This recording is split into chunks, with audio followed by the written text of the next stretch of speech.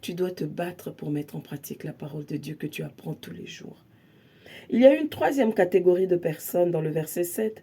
D'autres grains tombèrent parmi les ronces. Celles-ci grandirent et étouffèrent les jeunes pousses, si bien qu'elles ne produisirent pas de fruits. D'autres ont... Alléluia. Et il explique dans le verset 18, ceux qui reçoivent la semence parmi les ronces, ce sont ceux qui écoutent la parole, mais en qui elle ne porte pas de fruits, parce qu'elle est étouffée par les soucis de ce monde, l'attrait trompeur des richesses de toutes sortes d'autres passions qui pénètrent en eux. Ce sont ceux qui écoutent la parole, mais en qui elle ne porte pas de fruits parce qu'elle est étouffée par les soucis de ce monde, l'attrait trompeur des richesses et toutes sortes d'autres passions qui pénètrent en eux. Donc, il y a cette troisième catégorie de personnes qui, lorsque la parole arrive, la parole est étouffée. Ils n'y arrivent pas. D'autres à cause de leur richesse, d'autres à cause de leur confort dans leur foyer, dans leur lieu de travail. La parole est étouffée par toutes ces responsabilités qu'ils ont dans leur ministère. La parole ne se meut pas.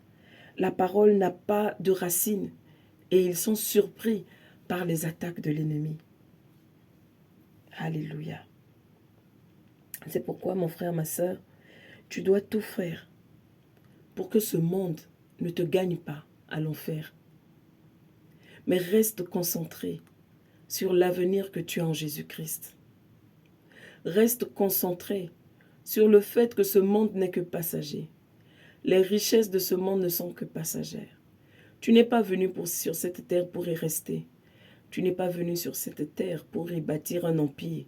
Tu es venu sur cette terre pour être utilisé par Dieu, pour être préparé pour ta vie éternelle.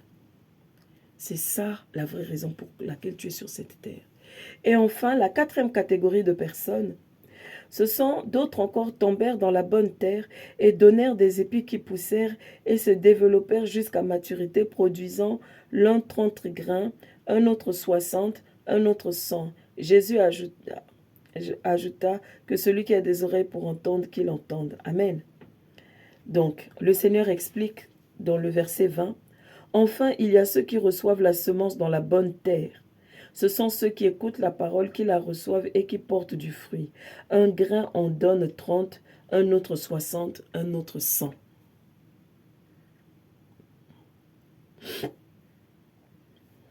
Alléluia. Il y a des personnes qui, lorsqu'ils reçoivent la parole, ils la mettent en pratique. Et à ceux-là, je dis bravo, parce que ce n'est pas facile de mettre en pratique la parole de Dieu. Ce n'est pas facile de se lever. Ce n'est pas facile de marcher.